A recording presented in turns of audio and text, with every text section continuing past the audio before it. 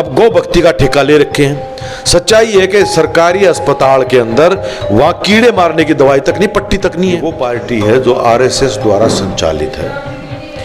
RSS जो एक फांसीवादी विचारधारा को लेकर के चल रहा है। हमने देखा कि सीपीआईएम ने एलनाबाद उपचुनाव में जो वोट इनेलो को वोट डलवाया था, उसी इनेलो पार्टी ने नेक्स्ट टाइम जब भी उसको मौका मिला बीजेपी के उम्मीदवार को राज्यसभा में भी और राष्ट्रपति की उसमें भी बीजेपी के उम्मीदवार को उसी सांप्रदायिक और फांसीवादी विचारधारा को उसने वोट किया है। शिवसेना को तोड़ा गया है और लोकदल को भी तोड़ा गया है, तो उसके अपने सबक लिए इस तरह से प्रतिबंध लगाया जा रहा, तो आरएसएस पे क्यों नहीं लगना चाहिए? संशोधन लाया गया, पढ़ी लिखी पंचायत के नाम पर गरीब लोगों की चुनाव लड़ने के अधिकार को छीना गया।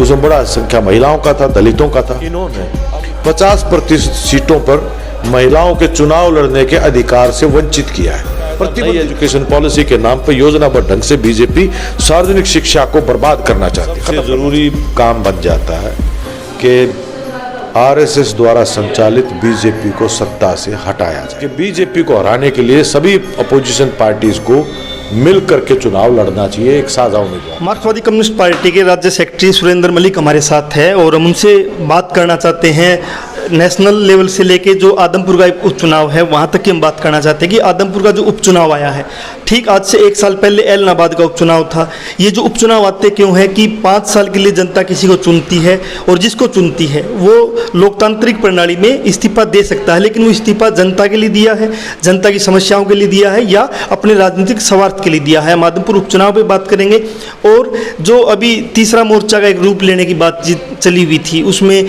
सीपीआईएम अपनी क्या वो निभा पाएगी और दूसरे जो मुद्दे हैं जनता के जो मुद्दे हैं उन पे हम बात करेंगे। नमस्कार कॉमरेड। नमस्कार सर, आदमपुर का उपचुनाव है, सवाल ये है कि ये आदमपुर का उपचुनाव लगातार यहाँ पे ASHA worker, mid day meal worker, रोजगार पाने के लिए बेरोजगार नौजवान, शिक्षा के लिए स्कूल बंद किए जा रहे, सभी मुद्दों को लेकर अलग अलग वर्ग के लोग, चाहे वो सफाई कर्मचारी है चाहे दूसरे वर्ग के लोग, वो आ रहे हैं प्रदर्शन करने के लिए। किसान लगातार वहाँ धरने पे बैठे रहे मुआवजे के लिए। उन सब मुद्दों को लेके कोई राजनीतिक तौर पे किसी ने बयानबाजी नहीं की, न इस्तीफा दिया। लेकिन ये ऐसा क्या हुआ कि इस्तीफा दे दिया सर कुलदीप बिश्नोई ने और अब एक उपचुनाव आ गया। इसमें आपकी पार्टी का क्या स्टेट है? देखो, हमारा स्पष्ट तौर पे है कि ये एक अवसरवादी राजनीति है और उसमें कोई जनता का पक्ष कहीं शामिल है नहीं। उसके आधार पर अपने व्यक्तिगत स्वार्थों के आधार के ऊपर ये निर्णय लिया गया है और बहुत ही मौकाप्रस्ती है ये।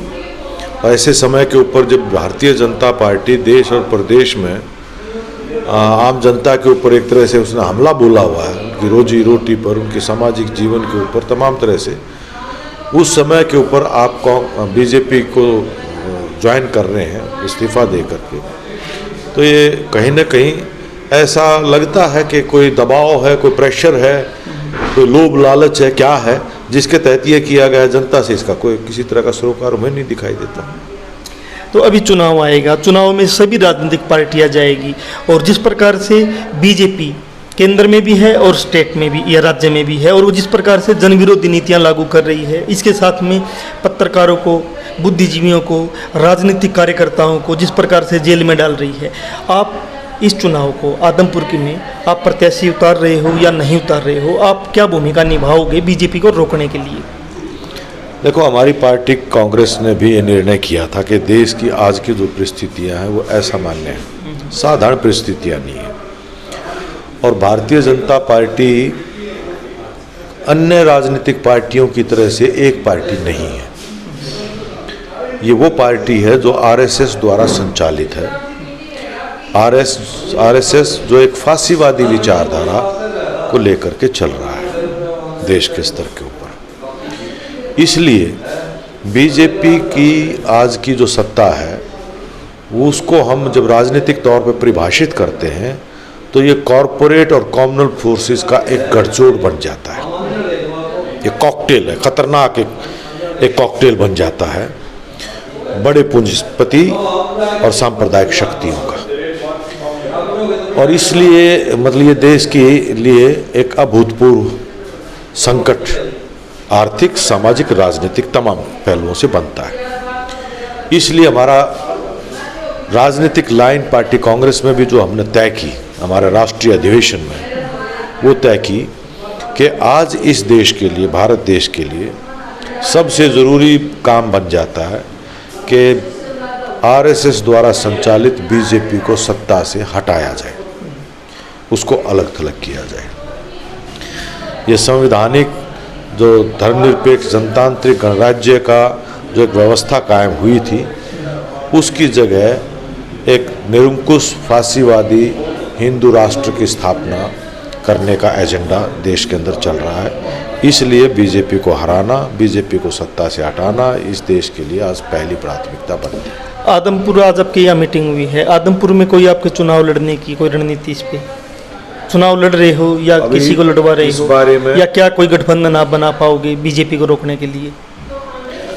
अभी इस बारे में चुनाव लड़ने और ना लड़ने के बारे में अंतिम फैसला अभी हम लेना बाकी है, लेकिन एक हमने अपील जरूर आज जारी की है प्रेस कॉन्फ्रेंस करके, और वो ये है, पहला सवाल आदमपुर की जनता से हमने अपील की है कि ये उपचुनाव भले ही संख्या की दृष्टि से एक सीट है, सरकार बनाने बिगाड़ने में हो सकता है इसकी भूमिका उतनी ना हो, लेकिन इसके नतीजे ज़रूर एक प्रभाव देश की और प्रदेश की राजनीति पर छोड़ेंगे, इसका एक संकेत होगा।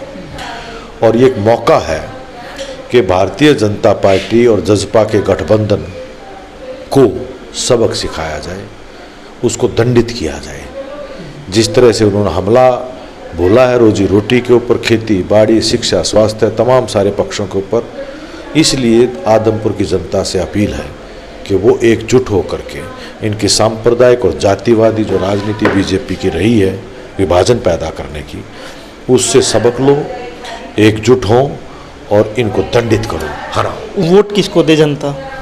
सीधा सवाल ये है कि वोट किसको दे, क्योंकि विपक्ष में हमने देखा कि सीपीआईएम ने एलनाबाद उपचुनाव में जो वोट इनेलो को वोट डलवाया था, उसी इनेलो पार्टी ने नेक्स्ट टाइम जब भी उसको मौका मिला बीजेपी के उम्मीदवार को राज्यसभा में भी और राष्ट्रपति की उसमें भी बीजेपी के उम्मीदवार को, उसी सांप्रदायिक और फांसीवादी विचारधारा को उसने वोट किया है। तो ये क्या होगा कि आप, यही कुलदीप बिश्नोई है, किसी टाइम इसको आपने वोट डलवाया था, सीपीआईएम ने समर्थन किया था। ये कोई ऐसा संगठनिक जो गठबंधन है उसके ऊपर आपका क्या कहना कि वो कल को बीजेपी को समर्थन कर देते हैं? ये आप गलत कह रहे हैं कि हमने कुलदीप बिश्नोई को वोट डलवाया था। हमने खुद चुनाव लड़ा था। आदमपुर के अंदर सीपीआईएम के उम्मीदवार थे कॉमरेड सुरेश। नहीं, बहुत पहले की बात कर रहा हूँ, आगे बात बीजेपी को रोकने की। सारे पक्षों पर नहीं, मैं अभी एक करके बात करेंगे।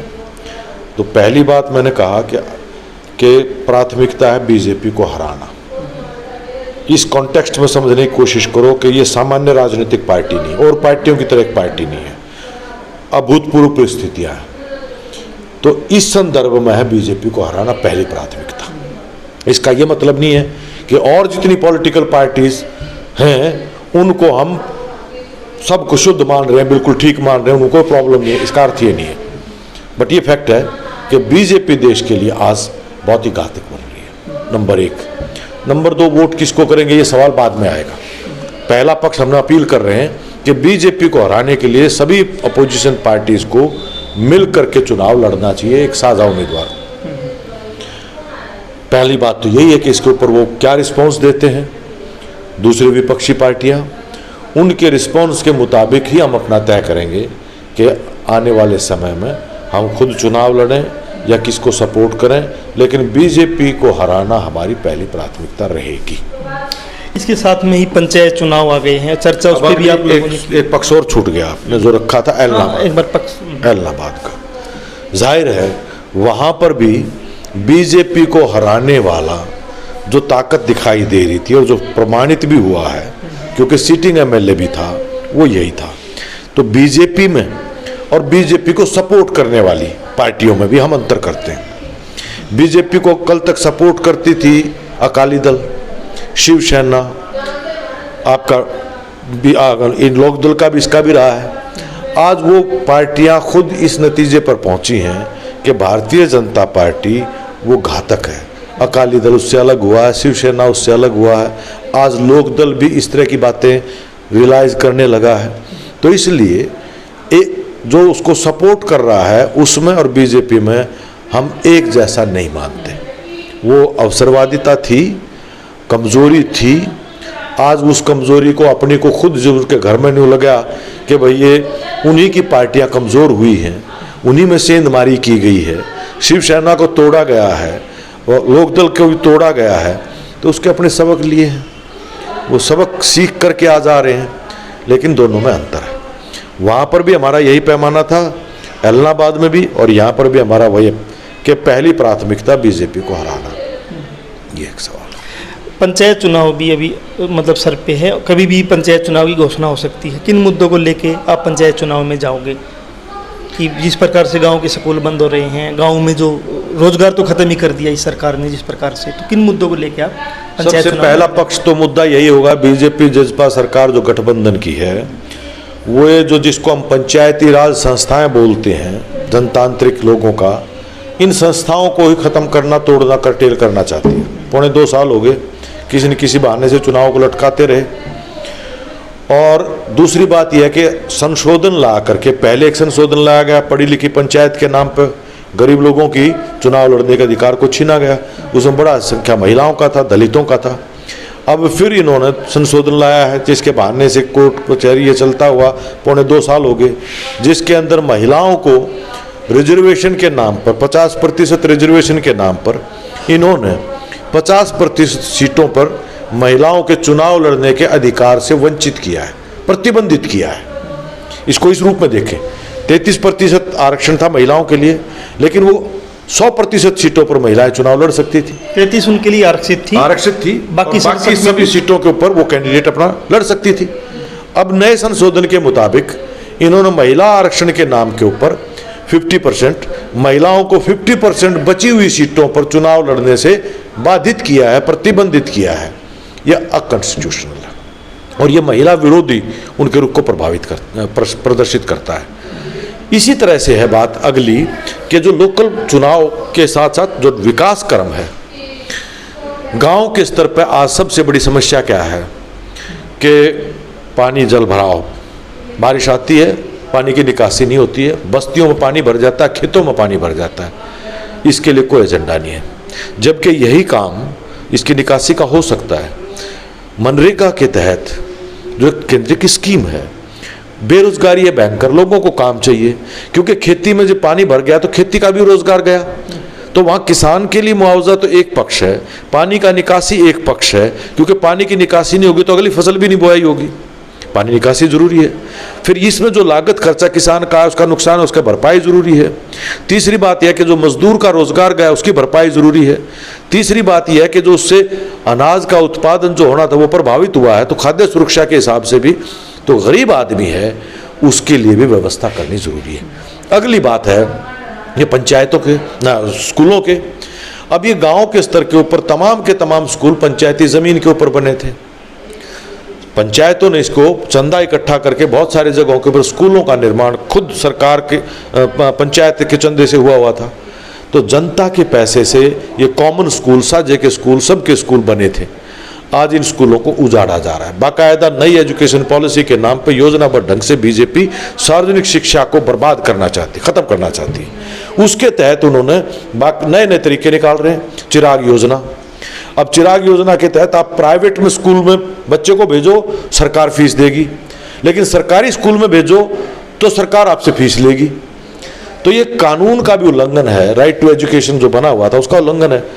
आपको पाठ्यक्रम पुस्तकें नहीं दी जा रही हैं स्कूलों के अंदर, तो गरीबों के बच्चों को पढ़ने से बिल्कुल उनके अधिकार को हमला बोला गया है। शिक्षक भर्ती नहीं किए जा रहे, शिक्षक ही नहीं, बिजली का, आपका पब्लिक हेल्थ का, स्वास्थ्य का, परिवहन का, तमाम क्षेत्रों में 1,85,000 नौकरियां खाली पड़ी हैं और ये नौकरियां भर्ती करने की बजाय उनको पद को खत्म करने जा रहे हैं। तो ये पंचायतों के स्तर पर पीने का पानी का, गलियों का, स्कूल का, अब पशुओं की बीमारी आई हुई है, लंपी बीमारी, हजारों गायें मर चुकी, अब गौ भक्ति का ठेका ले रखे हैं। सच्चाई है कि सरकारी अस्पताल के अंदर वहाँ कीड़े मारने की दवाई तक नहीं, पट्टी तक नहीं है, डॉक्टर नहीं है, VLDA नहीं है, वो आंदोलन कर रहे हैं। वैक्सीनेशन के लिए भी, टीकाकरण के लिए भी आदमी तो चाहिए, एक्सपर्ट कोई प्रोफेशनल, उसके लिए आदमी नहीं है।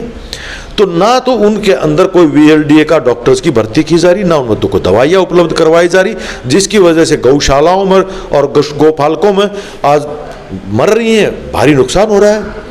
तो इस मामले के ऊपर भी हमारा ये है कि जो स्वास्थ्य सुविधाएं, primary health centre, community health centre हर गांव के स्तर के ऊपर क्यों नहीं बनना चाहिए, क्लिनिक क्यों नहीं होना चाहिए। ये प्राइवेटाइजेशन को बढ़ावा दे रहे हैं। सारे सरकारी हॉस्पिटलों के अंदर PPP के नाम पर सारे टेस्ट जितने भी हैं वो सबको प्राइवेट कर दिया गया है। तो ये आज एजेंडे हैं। तो सर एजेंडे जो आपने बताई ये हैं, और मैंने शुरुआत इससे की थी कि अलग अलग गांव से लोग रोजाना यहाँ लघु सचिवालय में प्रदर्शन करने आते, कोई पानी की समस्या को लेकर, किसी के पानी भर गया, कोई मुआवजे को लेकर, कोई रोजगार को लेकर।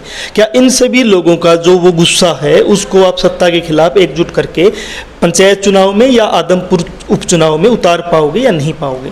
पूरी ताकत के साथ हम इस चुनाव में भी और इस चुनाव के बाद में भी और इसके अलावा भी लगातार हमारा प्रयास ये है कि आज ये जो जिस तरह का हमला इन्होंने बोला है, इसके खिलाफ जो भी लड़ने वाली ताकतें हैं, संघर्ष करने वाली ताकतें हैं, उन सबको एक मंच पर लाने की पहलकदमी हम करेंगे। और उसके लिए अभी हमने किसान, खेत मजदूर, ट्रेड यूनियन, 3 संगठनों ने मिलकर के जैसे दिल्ली के अंदर कन्वेंशन करके और दिल्ली मार्च का फैसला किया है, इस तरह से हरियाणा के लेवल पर भी हम चाहेंगे कि इस तरह से संगठनों का तालमेल करते हुए और एक साझी लड़ाई खड़ी की जाए। अलग अलग संगठन अपनी अपनी लड़ाइयाँ लड़ रहे हैं, उनका भी समर्थन हम करते आए हैं। आशा हो, आंगनबाड़ी हो, मिड डे मील हो, किसान हो, लगातार हमारे कार्यकर्ता उनके बीच में संघर्षों में रहे हैं। उसके साथ साथ हमारी अपील ये भी है कि इसके अलावा अपनी अपनी मांगों के ऊपर लड़ाई के साथ साथ कॉमन इश्यूज़ के ऊपर, साझा मुद्दों के ऊपर मिल करके, क्योंकि किसानी की मांग सिर्फ किसानी की नहीं है, देश की खाद्य सुरक्षा की मांग है। मजदूर की मांग सिर्फ मजदूर की नहीं है, देश के अंदर एक डिग्निफाइड, गरिमापूर्ण रोजगार के बचाने की लड़ाई है, देश की संप्रभुता को बचाने की लड़ाई है।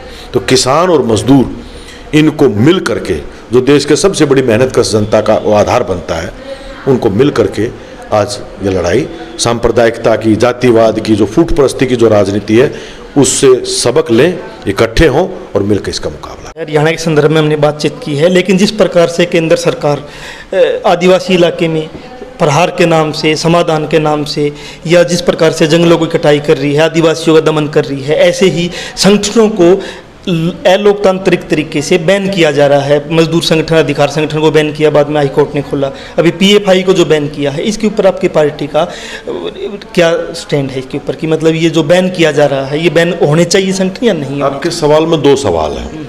एक सवाल है जंगल जनतांत्रिक अधिकारों के ऊपर जिस तरह के हमले किए जा रहे हैं, वो बुद्धिजीवी हैं, वो पत्रकार हैं, वो जो भी हैं, स्टूडेंट्स हैं, सबके डेमोक्रेटिक राइट्स को कर्टेल किया जा रहा है। आप बिल्कुल मुखरता से इसके खिलाफ लड़ते आए हैं और इसके खिलाफ व्यापकता में शुरू में भी रखा है कि देश का सिर्फ एक पॉलिटिकल इशू नहीं है कि एक सरकार दूसरी सरकार, देश की एक मिनिमम संवैधानिक धर्मनिरपेक्ष जनतांत्रिक व्यवस्था जैसी तैसी बनी थी, उसकी रक्षा करने का, उसको बचाए रखने का सवाल आज खड़ा हो गया है। दूसरा है प्रतिबंधों का, वो आज से नहीं, हम पहले से है।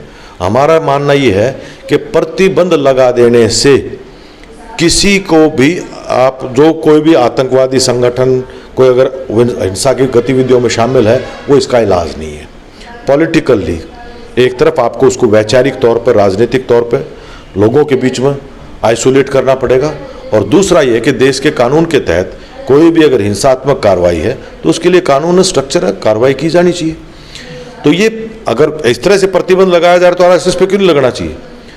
पूरे देश के स्तर के ऊपर हथियारों का पूजा किया जाता है, उनके पास तमाम तरह के, अगर देखो उनके संगठनों का तरफ से देश के अंदर हिंसा को बढ़ावा देने के आह्वान, धर्म संसद होती हैं, सब चीज़ें होती हैं, लेकिन प्रतिबंध पहले हालांकि लगाए भी गए हैं, RSS के खिलाफ भी लगे हैं प्रतिबंध।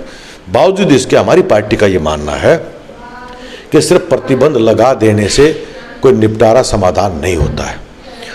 जो भी ऐसी आपको कहेंगे कि मानवता विरोधी, जनतंत्र विरोधी, धर्मनिरपेक्षता विरोधी ये जो ताकतें हैं, इनका विचारधारात्मक स्तर के ऊपर, राजनीति के स्तर के ऊपर मुकाबला करते हुए लोगों में उनको आइसोलेट करना, और उसके साथ साथ उनकी जो हिंसात्मक गतिविधियां हैं उनके मामले के ऊपर जो कानूनी कार्रवाइयाँ जो हैं पहले से, वो उनको सख्ती से की जानी चाहिए, तभी इसको डील किया जा सकता है। तो कॉमरेड सुरेंद्र हमारे साथ थे, सीपीआईएम के राज्य के सेक्रेटरी हैं, और बातचीत हमने की है कि रोजगार के जो मुद्दे हैं, खासकर इस उपचुनाव में और पंचायत चुनाव में रोजगार के मुद्दे हैं, गांव के जो दूसरे तीसरे मुद्दे हैं, चाहे वो हॉस्पिटल का मुद्दा है, चाहे आशा वर्कर का मुद्दा है, मिड डे मील का मुद्दा है, इन सारे मुद्दों को लेके पूरी एक रणनीति रहेगी। और इस उपचुनाव में फांसीवादी जो विचारधारा है, सांप्रदायिक विचारधारा, उसको रोकने के लिए कोई एक बड़ा एकजुट कोई विपक्ष का गठबंधन बन पाए और एक उम्मीदवार उतर पाए, खासकर आदमपुर उपचुनाव में, ये भी इनके प्रयास रहेंगे। अगर वो सब नहीं हो पाता है तो फिर अगले क्या पत्ते इनके रहेंगे, क्या इनका स्टैंड रहेगा, आगे ये खुद चुनाव लड़ते हैं या किसको समर्थन करते हैं, तो वो भविष्य की गर्त में है। धन्यवाद सर, आप हमारे साथ। शुक्रिया बहुत।